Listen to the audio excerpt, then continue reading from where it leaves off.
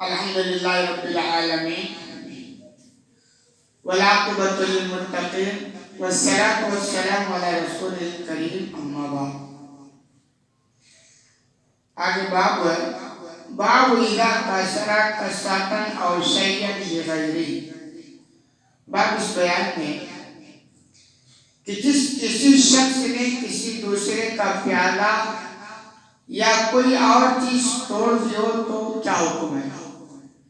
کہنا یہ چاہتے ہیں کہ آدمی نے کسی دوسرے کا نقصان کر دیا، کوئی برتن توڑ دیا، کوئی سامان توڑ دیا، تو آدمی سے اس کی کیا رہنمائی ملتی ہے، اس کی کیا تلافی ہو سکتی ہے. حدیث نمبر 2481 عن انس رضی اللہ عنہ ان نبی صلی اللہ علیہ وسلم کان عند بعض نسائه. انس رضی اللہ عنہ سے روایت ہے کہ نبی کریم صلی اللہ علیہ وسلم اپنے بعض بیویوں میں سے کسی بعض بیوی کے پاس ٹھہرے ہوئے تھے. نبی کریم صلی اللہ علیہ وسلم کے پاس کئی بیویاں تھیں، سب کو پتا ہے. تو باری لگتی تھی، آج فلاں آج یعنی کسی بیوی کیا باری ہے، کل فلاں بیوی یعنی ایسے باری لگتی تھی. تو ایک دن آپ صلی اللہ علیہ وسلم کی باری کسی بیوی کے پاس تھی. نام کا تذکرہ حدیث میں یہاں نہیں ہے، کسی بیوی کے پاس باری تھی، ٹھہرے ہوئے تھے. فَأَرْسَلَتْ إِلَى أُمَّهَاتِ الْمُؤْمِنِينَ مَعَ خَادِمٍ بِكَسْرَةٍ فِيهَا طَعَامٌ. تو أمہات المومنین میں سے کسی نے خادم کے ساتھ ایک پیالہ بھیجا جس میں کچھ کھانے کا سامان تھا، یعنی بات کسی اور کے پاس تھی، اور کسی دوسری بیوی نے کچھ بنایا ہوگا یا گھر پہ کہیں کچھ آ گیا ہوگا.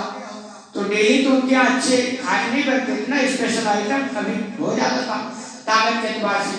تو چونکہ ان کے پاس نبی کی باری نہیں تھی اور ان کو یہ ہوا کہ میں اس کھانے کو نبی کو بھی کھلاؤں، چونکہ نبی سے محبت تھی اور ہر ایک کو ظاہر سی بات جس سے محبت ہوتی ہے تو اس کا خیال کرتا ہے. جیسے آپ اپنے بہن سے محبت کرتے ہیں تو کہتے ہیں صاحب بہت اچھا کھانا بنا ہے، چلو بہن کے گھر دے کے آ جاتے ہیں. آپ بھائی سے محبت کرتے ہیں، چلے اچھا بنا ہے تو بھائی کے گھر تھوڑا پہنچا دیتے ہیں. کوئی میکے والوں سے محبت کرتا ہے عورتوں میں سے تو اپنے میکے پہنچاتے ہیں. کوئی سسرالی اس طرح محبت کا طریقہ اظہار کرنے کا طریقہ ہوتا ہے.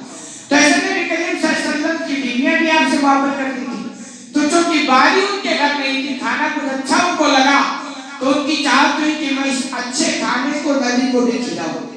تو انہوں نے ایک پیالے میں وہ کھانا رکھ کر کے اور جس بیوی کیا باری تھی ان کے گھر بھیجوا دیا.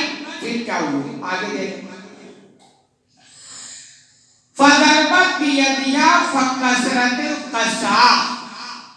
تو اس بیوی نے جن کے یہاں باری تھی ہاتھ سے اس پیالے پر مارا اور پیالہ گر کر ٹوٹ گیا. یعنی یہ کہ جن کے یہاں ٹھہرے تھے ان کے یہاں کسی دوسرے بیوی نے کھانا بھیج دیا. تو ان بیوی نے کیا کیا، وہ پیالے پہ ہاتھ زور سے مارا، پیالہ نیچے گرا اور ٹوٹ گیا. جانتے کیا ہے یہ شوکت پنا ہے جو بیدار ہو گئے، اور یہ ان کی فطرت میں اللہ نے رکھی ہے کہ شوکت کو شوکت برداشت نہیں کرتی. تو نبی کی بیوی ہے نا، آپس میں شوکت ہے آپس بیویاں، تو ان کی شوکت پنا بیدار کی باری میرے یہاں ہے. دوسرے کی ہمت کیسے ہوئی کہ میرے گھر کھانا بھیجوا دو، ہے نا. کہ جب تمہارے یہاں باری ہو تو تم کھلاؤ، جو چاہو پلاؤ، کوئی مسئلہ نہیں، لیکن ہمارے یہاں ایک پیالے میں کیسے کھانا آ گیا. یہ ان کی شوکت پنا بیدار ہو گئی اور ہاتھ سے مارا اور پیالہ نیچے گرا اور ٹوٹ گیا. دیکھیے یہ زندگی ہے، اس بڑی زندگی میں ایسی چھوٹی چھوٹی باتیں ہوتی رہتی ہیں. اسی لیے کہتے یہ نبی کہنے سے سنا ہے، اس کو سنیں اور کچھ سیکھ لیں کہ کیوٹا کیسے جاتا ہے جب ایسے مسائل سامنے آ جائیں. تو بہرحال پیالہ ٹوٹ گیا. فَلَمَّا وَجَعَلَ فِيهَا الطَّعَامَ. آپ صلی اللہ علیہ وسلم کا ایکشن کیا ہوا ابھی نہیں. ہم جیسے لوگ تھوڑی تھوڑی باتوں پر کیسے ایکشن میں آتے ہیں. آپ صلی اللہ علیہ وسلم نے اس پیالے کو اٹھایا اور ایسے جوڑ دیا. مٹی کا پیالہ تھا تو اٹھایا اور اسے جوڑا، اور کھانا جو نیچے گرا تھا اس کو اٹھا کے پیالے میں رکھ دیا. وہ کھانا ایسے دال اور شوربے کی طرح نہیں رہا ہوگا، کوئی سوکھا کھانا رہا ہوگا جیسے چلتا ہے. تو اس کھانے کو اٹھایا اور پیالے میں رکھ دیا.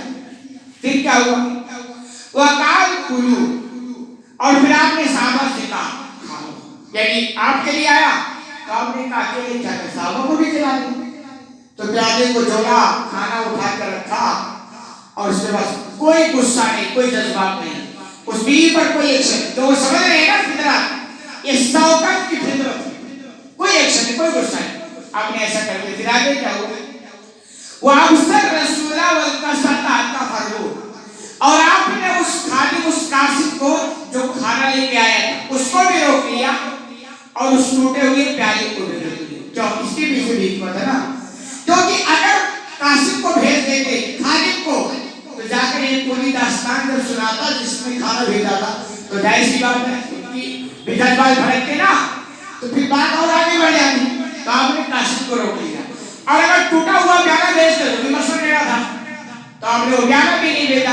پھر آپ نے کیا کیا بھائی دیکھو، کہنے جب فارغ ہو گیا، کھانے پینا جو کچھ تھا سب ختم ہو گیا، فارغ ہو گئے، فَدَفَلْ قَسَاتَ السَّيَّا وَأَبْصَرَ مَقْصُورًا، تو آپ صلی اللہ علیہ وسلم نے اس ٹوٹے ہوئے پیالے کے بدلے میں ایک صحیح پیالہ بھیج دیا اس غلام کے ہاتھ سے.